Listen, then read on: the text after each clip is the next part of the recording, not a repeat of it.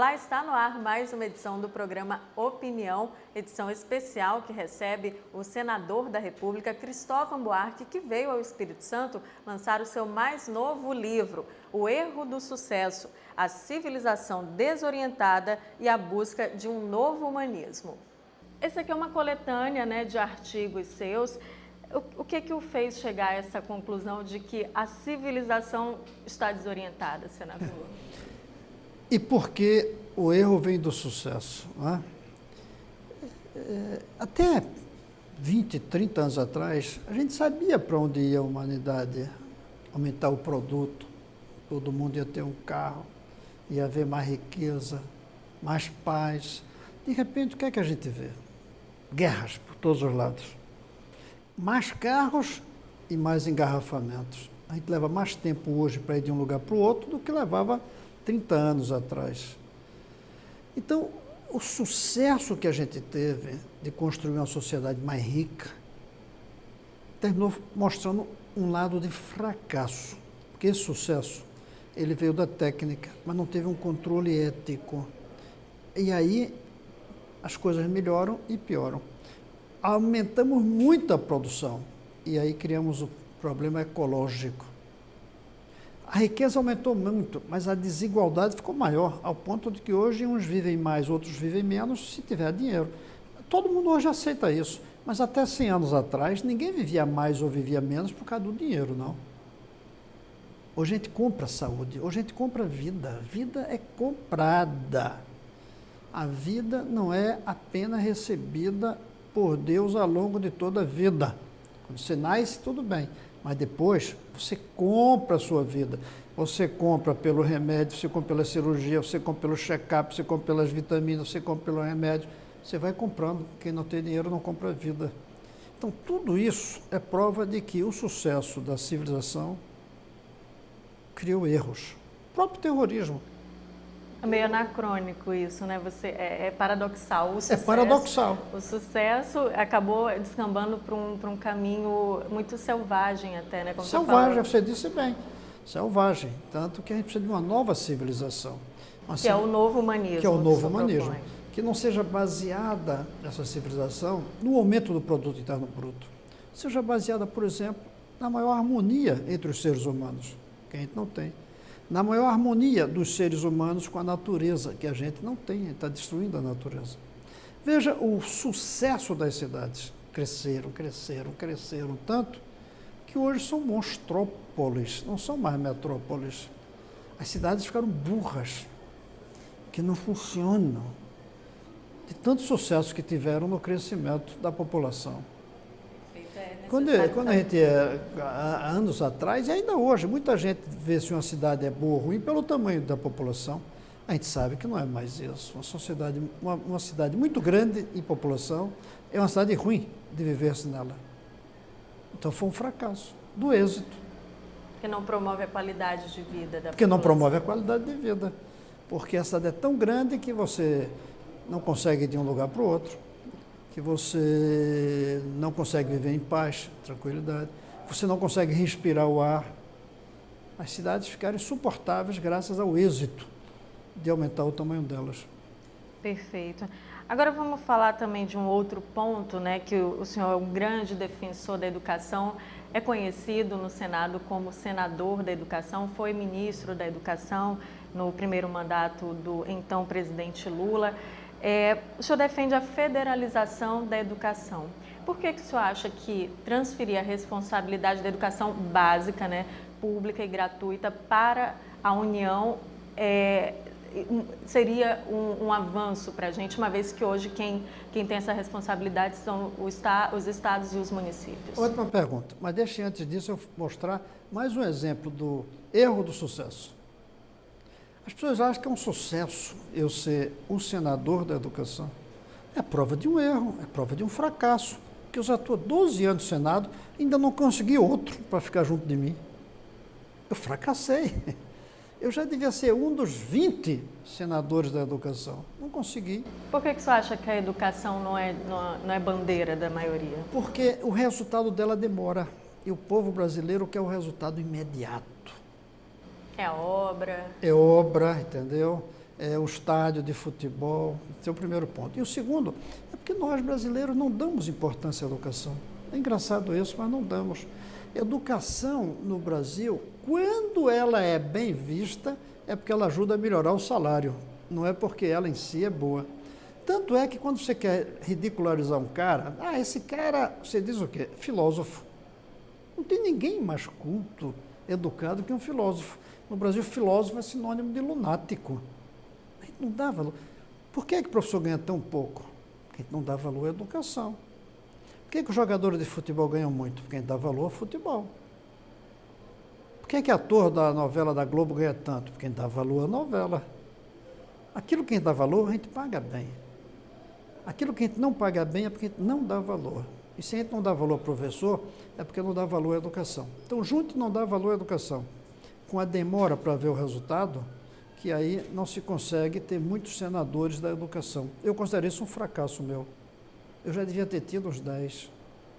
E o senhor se sente meio acuado nessa sua bandeira? Eu sinto meio fracassado de não ter dedicado talvez mais tempo ou não ter sido suficientemente competente para trazer mais gente para essa luta. Mesmo com as conquistas que o senhor conseguiu, por exemplo, à frente da UNB, né, que é uma instituição de renome. Gratifica, claro. Eu fico satisfeito. Quando você disse que eu sou o senador da educação, eu fiquei satisfeitíssimo. Mas reconheço que é um fracasso. Mas fico satisfeito mesmo assim. Mas vamos voltar agora à sua pergunta. Sim, a federalização. Por que a federalização? É muito simples. Porque os municípios são muito desiguais. Muito no Brasil. A renda do município. Eu não sei se o Brasil é um país de muita concentração de renda entre as pessoas, mas a concentração de renda entre municípios é ainda maior. E uma criança que nasce no município pobre é tão brasileira quanto uma que nasce no município rico. Logo, ela tem direito à mesma educação. Como é que a gente vai dar a mesma educação se esse município é rico e esse município é pobre? Federalizando. Fazendo o que fez com o Banco do Brasil, com a Caixa Econômica, com a Polícia Federal, com os aeroportos. Tudo que se dá valor para as elites, a gente federaliza. As universidades são federais. Então não tem outro jeito da educação ser igual se não for federal, porque os municípios são desiguais. A União é uma só. Além disso, para você ter uma boa educação, você precisa de uns R$9.000 por aluno, por ano. Isso vai custar uns 450 bilhões para chegar a todos os 50 e poucos milhões de crianças em idade escolar. Só a União tem esse dinheiro. Quer ver uma coisa? Eu fiz o projeto de lei, o projeto da lei do piso salarial do professor. Não tinha. Tem. É 1906. Pouco, não é isso? Sim. E muitos municípios não podem pagar. Muitos. Alguns o prefeito não quer pagar, prefere gastar dinheiro com outras coisas. Mas poucos prefeitos. A maioria não tem condições. Como é que a gente vai resolver? Bem, o município não tem como pagar o piso salarial. Vamos baixar o piso? Não. Vamos buscar quem pague. A União. Que é quem recolhe a maior parte dos tributos. Quem recolhe a maior parte dos impostos. Quem recolhe, exatamente. Então, eu não vejo outra solução. Deixar nas mãos dos pobres prefeitos é condenar uma criança à educação conforme a cidade. No Brasil, uma criança, toda vez que nasce, ela recebe 2 carimbos na testa aqui. Um carimbo é o CPF do pai e da mãe. O outro carimbo é o CEP da cidade onde mora. E tem que apagar esses 2 carimbos. Nasceu uma criança aqui, ela tem que ser tratada igual. Não importa o CEP da cidade onde vive e nem o CPF dos pais. A origem, né? Se é de família rica ou de família pobre, isso. Tem que ter o mesmo tratamento, né? Veja bem, uma pessoa tem uma camisa bonita, outra camisa feia, é desigualdade. Uma pessoa tem um carro bom, outra anda de ônibus, é desigualdade. Mas uma pessoa tem uma boa escola e outra escola ruim, não é desigualdade, é imoralidade. Mesma coisa com a saúde. Uma pessoa viver mais ou viver menos conforme o dinheiro que tem, é indecente, é imoral, não é desigual, apenas. Desigual é a roupa, o carro, o restaurante que você vai, o tamanho da televisão, o sapato, tudo isso é desigualdade. A educação e saúde não é desigualdade, é indecência, é imoralidade. E a gente tem que acabar com as imoralidades. É verdade. Agora, senador, a presidente Dilma, logo no discurso de posse dela, desse segundo mandato, ela afirmou que a educação seria a prioridade do governo, só que logo após foi editado um decreto nos primeiros dias dela como presidente, né, que bloqueou alguns recursos para os ministérios, e o da educação foi o que teve o bloqueio maior, enquanto não fosse aprovado o orçamento. O senhor acha que essa medida já mostra realmente que isso não, o discurso e a prática não estão caminhando juntos? A presidenta Dilma ainda continua disputando a eleição, ela está no terceiro turno. Ela fala pelos marqueteiros. Um marqueteiro disse a ela que ela devia chamar o slogan de Pátria Educadora. O marqueteiro, ela achou bom, devem ter feito pesquisas de opinião, e ela botou esse slogan, que não tem nada a ver com a realidade. Não só ela cortou, mas ela não aceita pagar o piso, que é a minha proposta é que o governo federal pague pelo menos o piso. Ela agora, essa confusão do FIES, do ProUni. Então, é um slogan vazio completamente. É uma pena. A presidenta Dilma poderia ficar na história como a presidenta que inaugurou a Revolução Educacional, já que o Lula não quis fazer, como eu tentei durante um ano em que fui ministro dele. E, aliás, caí por causa disso, porque eu queria fazer a Revolução da Educação de Base e ele queria jogar dinheiro nas universidades, porque aí ganha mais voto. Essa revolução educacional que o senhor propõe, um dos eixos seria a federalização, é isso? Um dos eixos. E quais seriam as outras propostas? Veja bem, não é nenhum dos eixos. Essa é a maneira de administrar. A proposta mesmo é, primeiro, o professor ter uma carreira nacional, não ser uma carreira municipal. Ser escolhido entre os melhores da universidade. Para isso ele tem que ter um senhor salário. Porque hoje os jovens querem ir para onde paga mais, advocacia, medicina, então teria que ser magistério. Mas além de ganhar bem, ele tem que ser bem formado. Além de bem formado, ele tem que ser dedicado, não pode ter outro trabalho na vida, a não ser esse. E terceiro, ele tem que submeter a avaliações periódicas. Ele não pode ter estabilidade plena. Não trabalhou, não produziu, não ensinou, dá o lugar para outro. Segundo, esse professor, para ser bom, hoje ele tem que trabalhar numa escola moderna, bonita, agradável. As prédios escolares do Brasil são os mais feios do setor público. Uma escola tem que ser tão boa quanto um shopping, quanto um banco. Tem que ter ar-condicionado nas escolas. É absurdo criança não ter ar-condicionado na escola. E tem que ter televisão e computador. Acabou o tempo do quadro negro. Você obrigar um menino a assistir uma aula de astronomia com quadro negro é uma tortura. É uma tortura. Fazer um pontinho, digita, esse é o Sol. Outro diz, esse é a Terra. Faz uma roda, esse é a órbita. Isso é tortura. Então tem que ser bem equipado, bonito. Terceiro, em horário integral. Isso é o que a gente precisa. Nas 200 mil escolas do Brasil. Como fazer isso? Não faz de um dia para o outro. A minha proposta é em 20 anos. E como fazer os 20 anos? Por cidade. O governo federal adota todas as escolas de Vila Velha. Depois adota todas as escolas de outra cidade. Depois adota de outra. E vai adotando, e vai adotando, e vai adotando. Até que em 20 anos todas as escolas sejam federais. Então, essa é a ideia. Como isso tem que ser pago pela União, aí eu chamo isso de federalização.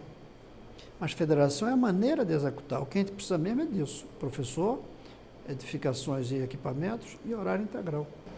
Isso, educação básica, só que a gente percebe que o que vem sendo feito é o contrário, né? Vem sendo o contrário. Agora, educação superior. E aí está fracassando. Porque os meninos estão entrando no ensino superior sem saber nada. Nada. Os engenheiros que a gente vai ter daqui a alguns anos saem debaixo da casa que eles construírem. Porque eles estão entrando sem saber matemática. Está se viabilizando o acesso, na verdade o ingresso, isso, mas não o acesso pleno dessas pessoas. Exatamente, o ingresso, mas não o acesso. Muito bem dito, porque a gente acha que é sinônimo. Não, ingresso é você se matricular, acesso é você acompanhar. Mesma coisa na educação de base também, a gente diz 100% quase já tem acesso à escola de base. É mentira, quase 100% tem matrícula. Como é que você chamou? Ingresso. Ingresso. Quase 100% tem ingresso, mas não tem acesso.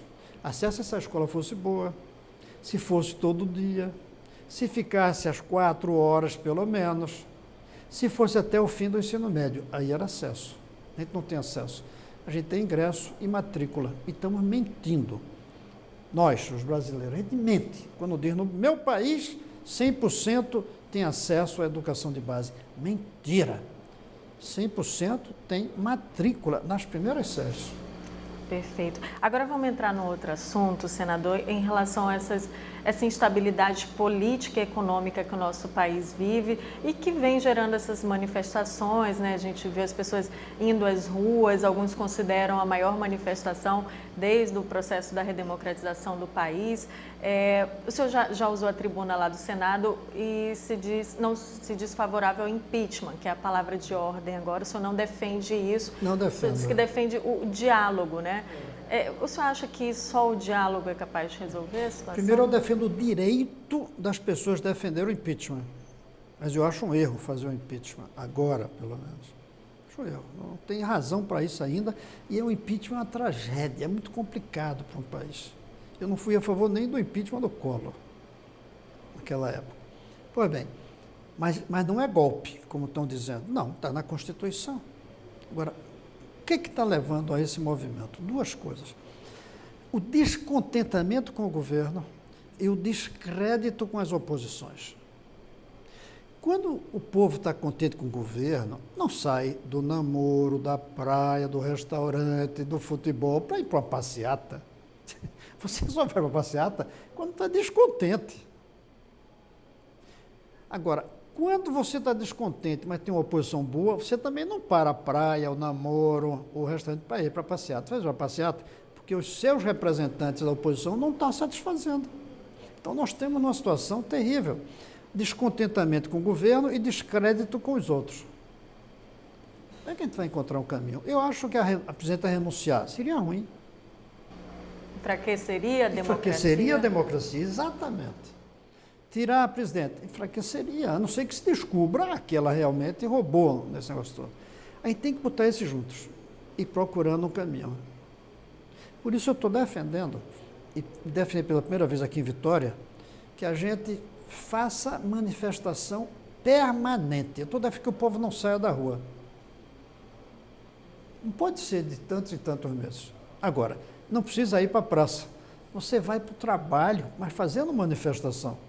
Você vai para o seu trabalho e leva a sua faixa. Qual era a sua faixa? Fora a corrupção. Leva fora a corrupção. Pendura lá no seu armário. Até o patrão mandar tirar. Não, você leva. No ônibus. Põe o boto no ônibus. Grita no ônibus, dá um grito. Esse país está ruim. A gente tem que fazer uma manifestação permanente, na escola, o tempo todo. O povo gritando e reclamando. E usando a internet. Porque hoje você pode estar na rua sem sair de casa. Só é mandar e-mail para os seus primos, parentes, conhecidos, amigos e criar um clima de debate. E com que propósito isso? Que faltou? A manifestação faltou um propósito, claro. O propósito é, nós queremos que vocês que foram eleitos conversem, encontrem um caminho, tragam uma proposta para esse país. Primeiro, para tapar o buraco financeiro que a Dilma criou, porque senão as coisas não voltam. Segundo, esse buraco não pode ser pago pelos pobres, tem que ser dos ricos. Terceiro, não pode sacrificar o que for prioritário. Quarto, não pode ser da cabeça do ministro, tem que ser um diálogo. E quinto, não pode ser de imediato, um choque, tem que ser ao longo de 3, 4, 5 anos. O povo tem que pedir isso. E aí eu espero que Fernando Henrique converse com Lula, Dilma converse com Aécio, eu converse com meus colegas e a gente encontre um caminho, faça um pacto, assine um documento dizendo, nos próximos 5, 10 anos, a Dilma vai fazer as seguintes coisas que nós queremos e nós vamos fazer as seguintes coisas que a Dilma precisa. Aí em 2018 a gente põe outro. Perfeito. Só para encerrar rapidinho. Com essa mobilização toda, você acha que os políticos no Congresso também devem se mobilizar para a reforma política? Devem, mas eu não sou muito otimista, porque os políticos, nós, não vamos dizer os políticos como se eu não fosse. Está incluído. Nós estamos com a cabeça na eleição. Voto é como oxigênio para a política. E aí, quando faz a reforma política, é muito difícil você abrir mão dos seus votos para fazer uma reforma política. Por isso que eu defendo que seja feita de fora do Congresso. Eu defendo que a gente escolha um grupo e diga, vocês vão fazer uma reforma política e vocês não vão poder ser candidatos. Vocês têm que dizer, não seremos candidatos. E faça a reforma política. Dentro do Congresso, a reforma não vai ser com a radicalidade que é preciso para trazer uma decência. Por exemplo, financiamento de campanha. Cada um que está ali já sabe os seus esquemas para conseguir dinheiro. Vai querer abrir mão disso? Vai ter que cortar na própria carne. Vai ter que cortar na própria carne. Voto distrital.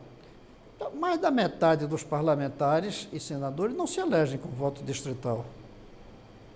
Porque o voto distrital, quem nunca foi candidato, consegue se eleger fácil.